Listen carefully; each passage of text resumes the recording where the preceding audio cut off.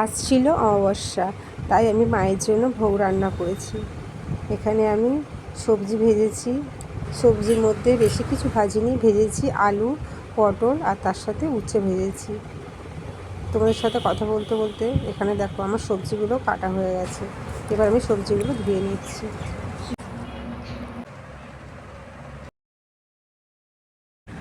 এরপর আমি ময়দাটা মেখে নেবো লুচি করার জন্য।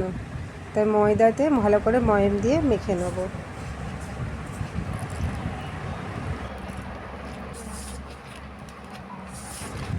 ময়দাটা মাখা হয়ে গেলে এবার আমি লেচি কেটে লুচিগুলো বেলে নেব। এরপর আমি লুচিগুলো এক এক করে ভেজে নেব। এখানে আমি সব রান্নাগুলোই উনুনে করেছি জানো। লুচিটা ভাজা হয়ে গেছিলো। এরপর আমি আলুগুলো ভাজলাম, এরপর পটল ভাজলাম আর ভাজলাম উচ্ছে। আমি যেন এখানে সুজিও করেছিলাম, কিন্তু পুজো তাড়াহুড়ো এতটাই ব্যস্ত ছিলাম যে সুজিটাও দেখাতে পারিনি তোমাদের। যাই হোক, ভিডিওটা কেমন হলো অবশ্যই জানিও। টাটা।